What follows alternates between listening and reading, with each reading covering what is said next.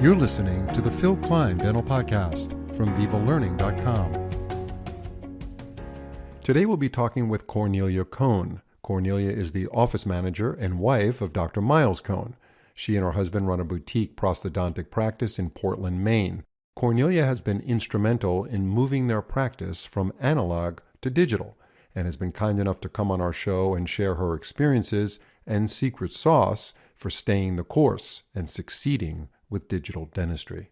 In a second, we'll be talking to Cornelia, but first, we all know that to achieve healthy, beautiful smiles, we sometimes need to align the teeth. And to do so, aligner therapy is a great option. So why not set your practice apart with 3M Clarity Aligners Flex? Designed for comfort, Clarity Aligners Flex feature a thin, flexible design, yet they deliver excellent force persistence over a 2-week period. Plus, they resist scratching and stains, and they're backed by a dedicated clinician team providing support every step of the way. With a variety of affordable case-type options, single or dual arch, Clarity Aligners Flex offer a great value to your patients and practice. To learn more, visit 3m.com/clarity-aligners-flex.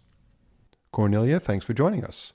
It's a pleasure to be here, Phil. So to begin, with all your experience you've had in transforming your practice from analog to digital, what advice would you give dentists who are considering switching now to digital dentistry?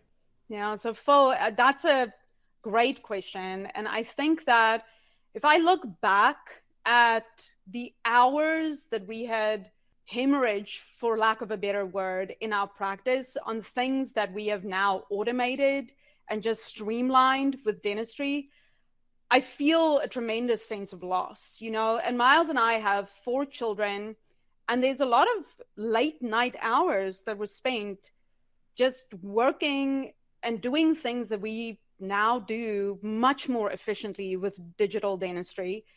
And so I think the biggest piece of advice I would give to people that are kind of on the sidelines, trying to figure out whether it's worthwhile to make the switch is just do it. Just close your eyes and just take the leap and do it. And there's some advice, additional tips and tricks that I'm going to try to impart on you, and some wisdom and hard lessons learned in this podcast that maybe might make that jump a little bit easier for you.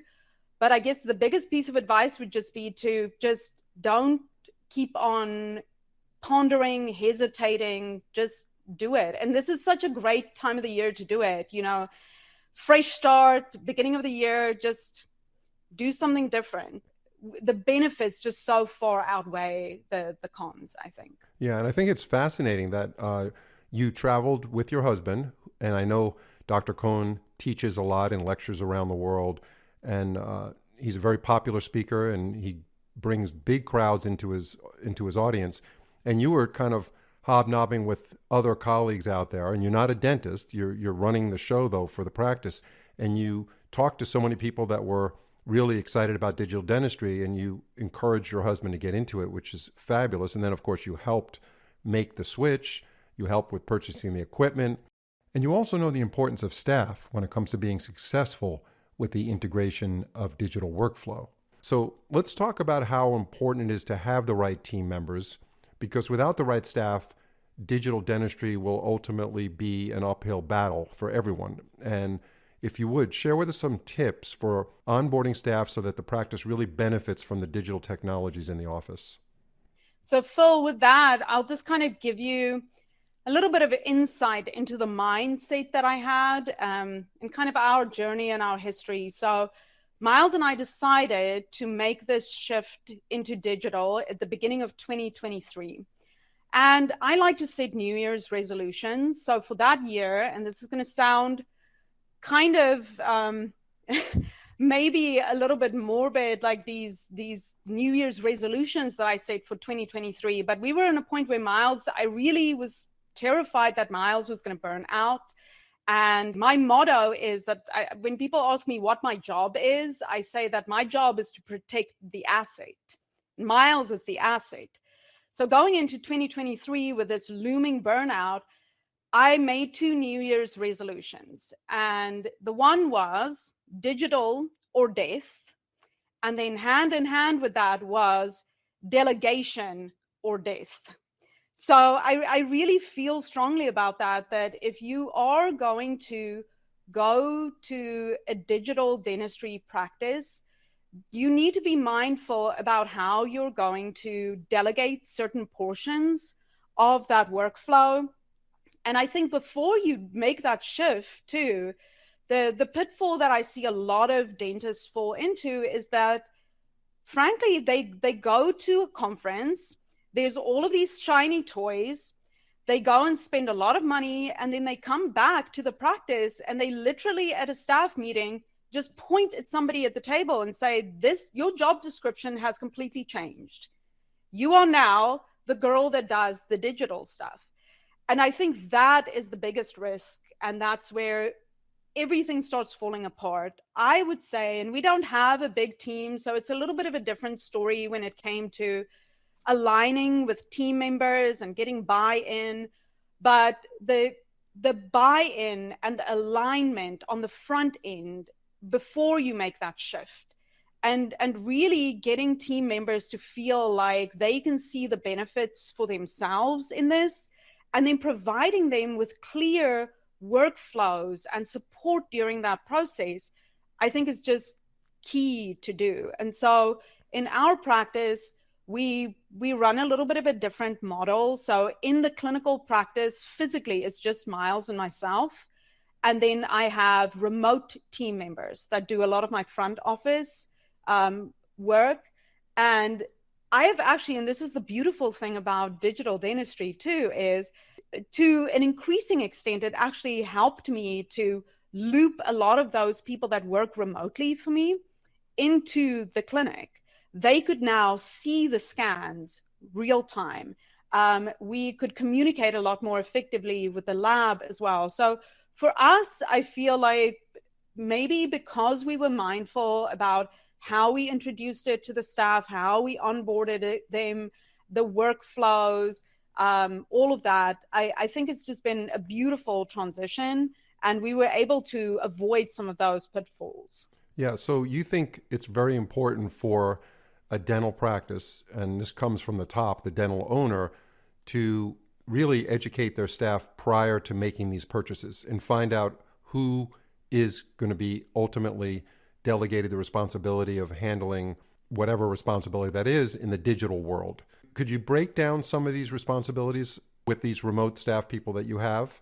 Yeah, so for instance, I'll give you a quick example. So I think it's important to just know the strengths and the interests of your staff members, to just know them as a person and know what they'll do well with professionally.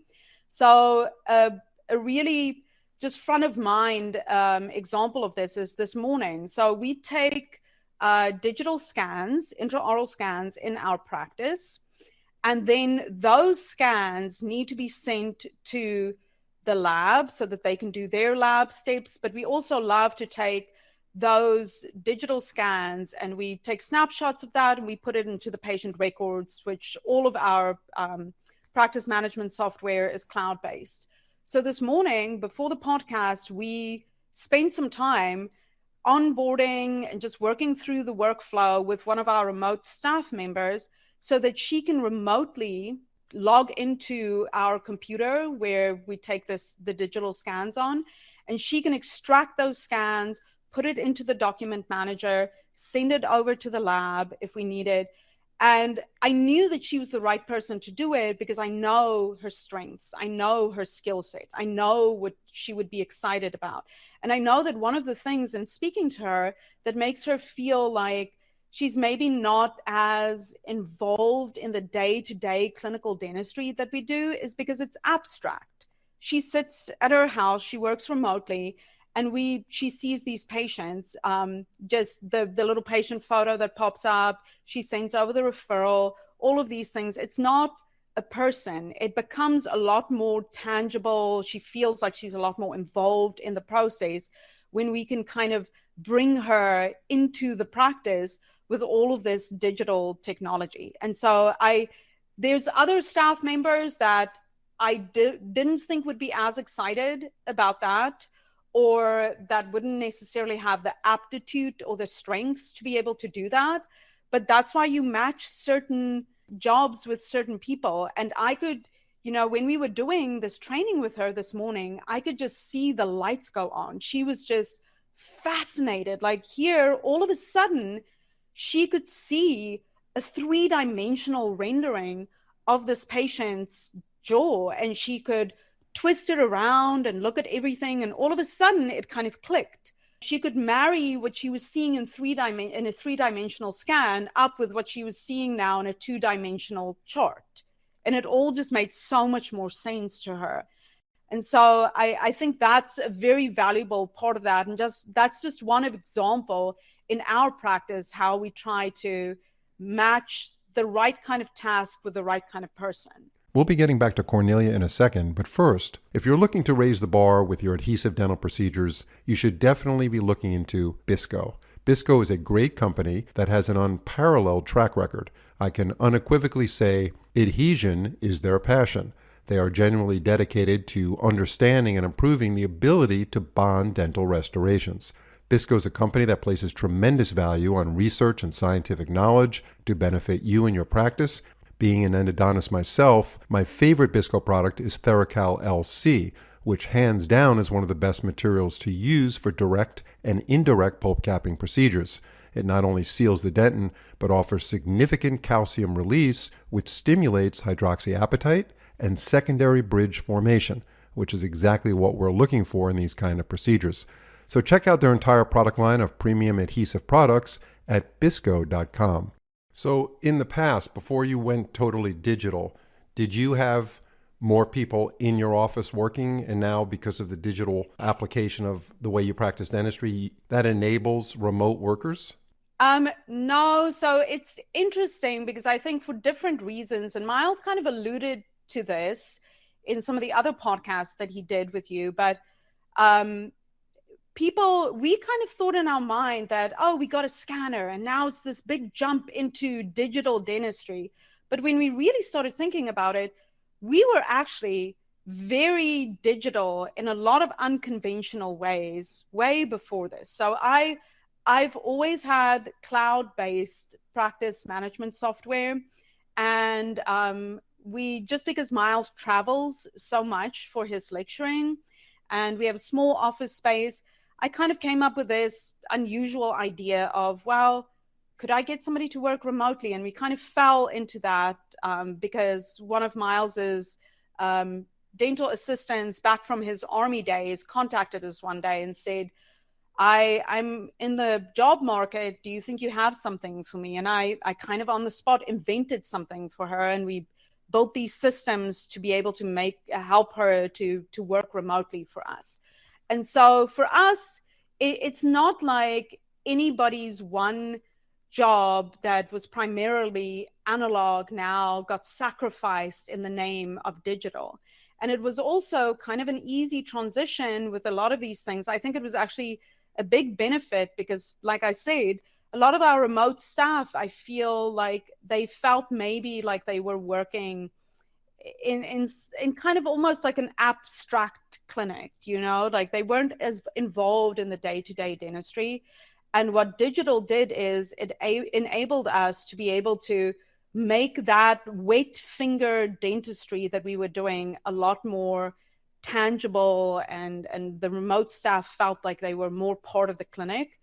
And when we were doing things analog, the sad reality, and that's why we had that looming burnout, was Miles and I were just working crazy hours, and it just was unsustainable. And so that's why, as we were going into 2023, I knew that if we wanted things to be sustainable, and if my job was really to protect the asset, and if that was Miles, we had to make some kind of shift. And so that's where digital seemed like the obvious solution for us. And it just took so much burden off of us, because it's not like we're still doing the same kind of essential steps, but we're just doing it in a far more efficient manner. So Dr. Cone is a board-certified prosthodontist. He's also a lab technician, a certified lab technician. And because of that, he was probably spending many hours late into the night at his bench where he was doing a lot of the laboratory work. So you're saying the digital workflow has freed him up from many of those laboratory tasks. There's that old adage of your strength is your weakness and your weakness is your strength. And I think that rings very true for Miles, because I think he is such a phenomenal clinician because he has all of this lab background and this insight, and it enables him to be able to communicate with labs and come up with novel treatment plans for patients. But at the same time, it also became his weakness and his downfall, because then Miles would do many of the laboratory steps himself. And Right. he had such a high standard that he just couldn't let it go. I would say numerous times, can we hire somebody in here to pour and trim the models for you? But he wanted it done a very specific way. And I feel like the digital dentistry leap that we made was great in the sense that we could keep that quality, but we just cut out all of those hours. It Right. made us so much more efficient. So a lot of that work, that grunt work, which is, I don't mean to say that in a denigrating way, grunt work, it's stuff that Dr. Cone wanted to do because he's a perfectionist and kind of a control freak over the, the work that he did. And he's an artist, and I can't blame him. But do you see digital dentistry transforming dentistry as a profession? Because one of the things about dentistry that's very difficult for all the clinicians is the stress, the day-to-day stress of doing it. The performance of dentistry is very difficult. Dealing with the patients is not easy in many times. Maybe in Maine, where you guys are, patients are a lot different than they are in New York or California, LA, who knows. But generally speaking, there's so many stressors in a dental practice. So it sounds to me that digital technology that you've incorporated there, because you've encouraged your husband to do it, and to make that leap, has really transformed a lot of these task-based procedures. You've delegated to the technology rather than spending your time in the office where you can't be with your kids. Yeah, so I'll just kind of take a step back too and just speak to that one comment that you made about people in Maine, patients being a little bit more laid back, maybe. Well, I think it's kind of the same story in dental practices everywhere. I think true Mainers are maybe a little bit more laid back, but we've got a tremendous amount of transplants from New York and California. So if we want to vilify those two states, we've got those two. Sorry to hear those that. people Yeah. there. Yeah. Sorry to hear But that. yeah. There goes Maine. Yeah. I'm going to lose half my audience now because they're probably many of them from New York. Listen, I was born and raised in New York. I also lived in California, so I know what both sides of the coast look like.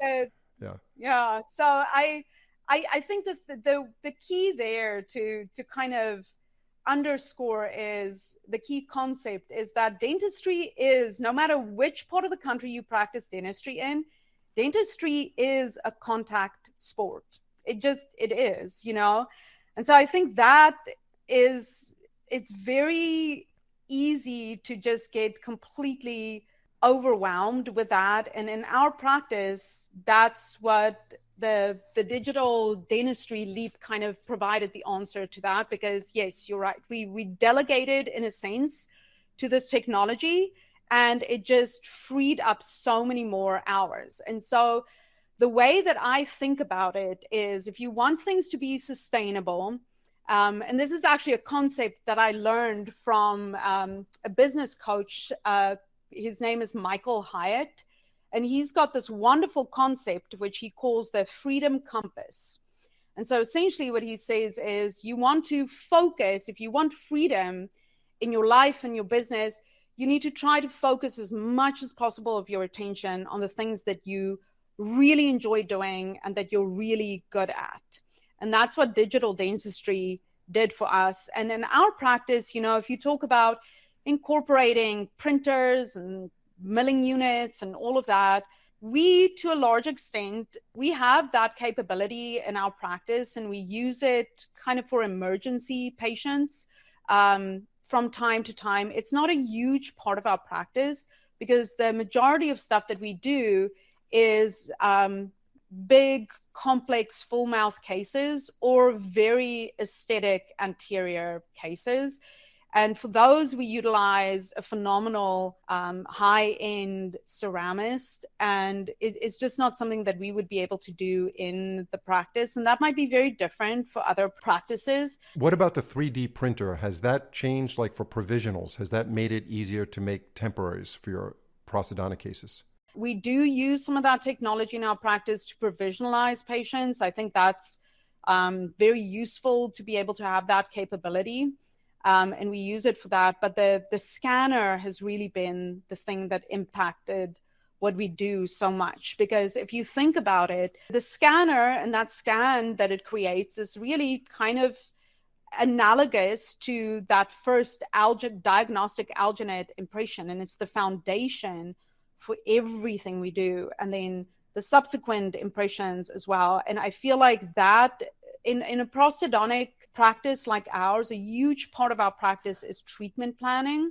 And the alginate impression and the diagnostic cast is kind of the foundation for that. And I feel like that's just the biggest bottleneck that I saw in our practice. It's like we were just, I don't know, running in mud or something. We just couldn't gain traction. And I feel like just being able to remove that bottleneck by being able to do that so much more time efficiently and still keeping the accuracy and the quality, I would dare to say even improving it, because you can have real-time conversations with the lab technicians with those scans. I think that's where I saw the big impact in our practice. So I assume, Cornelia, after the first week of scanning your cases, I can only imagine the look on your face when you walked into your lab area and didn't see alginate drippings on the counter and stone all over the floor. I mean, it must have been amazing. For anybody that has done that kind of dentistry, you can relate. It's messy, and Miles likes to say that he likes to get his hands dirty with that, but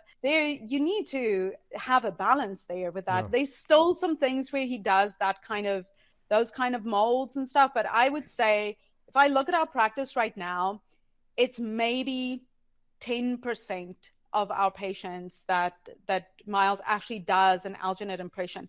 So much so that I need to go and get the measuring cups and the spatulas and the mixing bowls out of a different part of the practice, because I don't even keep it in the operatory anymore. That used to be the first part of our protocol when we did that first appointment with patients, and we just don't do that anymore. And then Miles has, in one of his presentations, such a good visual illustration where he shows all of the case pans with all of the gypsum models stacked up, and he says, this is 1 month's worth of new patients. And then next to it, he has a picture of a little a disc on his finger. And it's so small, it fits on his finger. And that disc with the digital scans contains the entire year's worth of new patient scans. Yep. And so if I walk into our practice, it's like we can breathe. It's just clean. There's no, powder and mace on the countertops. There's nothing to clean out, no bowls to clean out at the end of the day. And our shelves are nice and clean. As somebody with 4 kids, I like seeing clean countertops and all of that, because it's kind of a rarity in my house. So it's nice to have that at the practice. No, absolutely. When I go to my son's house, I can't find a piece of paper and a pen. Everything has moved in that direction. And dentistry especially is affected by that because of all the various materials we've used over the years that just literally clutter up the office, mess up the office. And I can imagine how cathartic it is to just go to work and be free and clean of all that. You've covered some great stuff, and it's been a tremendous podcast with you, Cornelia. I'm really happy we did this. How do you measure the impact of digital dentistry on your practice? And talk about the financial side. Like, what are we talking about as far as profit? Is there any difference in profit, or is it the same, but you're just working less hours at night? So that's a great question. And this is the kind of thing that I think about specifically towards the end of the year and the new year, because I'm one of those people that loves to make New Year's resolutions. And I feel we kind of come full circle here. That's a great question to end off with, because our whole journey into digital started with 2 New Year's resolutions, right? I usually ask myself, Miles and I kind of have these 4 metrics that we evaluate our lives by. And I just kind of picked them for the alliteration. And so we look at finances, we look at fitness, we look at family and focus, those 4 things. And Miles and I will sit down and take a day towards the end of the year and just rate ourselves and say, okay, in this past year, where would we score ourselves on finance? Where would we score ourselves on fitness and family and focus? And I think if I need to do that rating, I feel like I can truly and honestly say that digital has made a huge impact in moving the needle on all 4 of those fronts for us. So just on the finance, and I know, if you look at the ADA did some studies, I think it was back in 2021, where they asked clinicians who had not yet adopted digital technology in their practice. They said, why haven't you done it? What's holding you back? And 66% of the respondents said that it was because they couldn't really see the return on investment. They didn't think there was any ROI. And so I will just say, and this is completely the sample size is small. It's one practice. It's our personal experience. But on the finance front, I think it's been night and day. I actually, just before this podcast, because I thought that you might ask me if there was an impact financially by adopting digital dentistry, I just pulled the year-over-year revenue numbers from our practice. And if you compare the year before we implemented digital dentistry with now I have a year worth of data because we've used it for about a year, we experienced in our practice 144% growth. And I think, I mean, there's certainly other factors that probably contributed to that, but I think that mindset that I went into 2023 with, saying that I need to delegate, I have to do this, and I also need to incorporate digital, has really made a huge difference. It's kind of driven those numbers and those figures in our practice a lot, because I think the big impact there is the bottleneck for us was those alginate impressions. Miles actually used a specific kind of material that he could leave on his lab bench there for multiple days without it distorting, because he just couldn't keep up with pouring those casts. And that became the big bottleneck in our practice. And without that, we couldn't get the wax up from the lab. I couldn't really put together a comprehensive treatment plan to present for the patient and get them into the practice and get them scheduled for that first appointment. And I just feel like we were just stuck in first gear there because we just couldn't do that quickly enough. So now we've contracted that time. It typically took me from the time that we saw the patient in the practice for the first appointment to when I could have the discussion with them and present the comprehensive treatment plan and get them to accept the treatment plan. If it was a good week with analog, I could do that in 2 weeks. And that's on a good week. Now I can turn that around, and I could see somebody on a Tuesday and I can have a conversation with them next day, maybe on that Thursday, So I think that was the thing. That's where our practice was getting choked off. So digital dentistry had a huge impact on your practice. Now, it's interesting that that's the case, because originally when I talked to Dr. Cone on a previous podcast, he originally thought that digital dentistry was for the big practices where he wouldn't need that because, we don't have 9 chairs running all the time. We don't have a volume practice here in Maine. But it turns out for a smaller practice, a boutique practice as you have, digital dentistry made a huge impact, especially since Dr. Cone was pouring up his own models, which is not particularly common these days. I think you need to write a book, Cornelia, on all this. Because you have seriously, you speak so eloquently and you articulate so many important factors that have gone into transforming your practice into a whole nother way of life. It's a lifestyle business, dentistry. You've taken advantage of the digital aspect of all the things that you have incorporated in your practice to free you up, have more time with your kids, make more money. I mean, it's a success story through and through. So, you need to get a book written or something where you can share all this information beyond this podcast. But we will have you on our show again to update our audience on where you are 2 years from the time you started. This is about a year, so we'll do it again in 6 months to a year, and we'll hear the new things about how you've taken advantage of this digital technology. Thank you so much, Cornelia, for your input. We hope to, as I said, have you on another program. Thank you so much. Yeah, that'd be great. Thank you. This was a great experience. Thank you for having me, Phil. If you're enjoying this podcast, please leave a review or follow us on your favorite podcast platform. It's a great way to support our program and spread the word to others. Thanks so much for listening. See you in the next episode.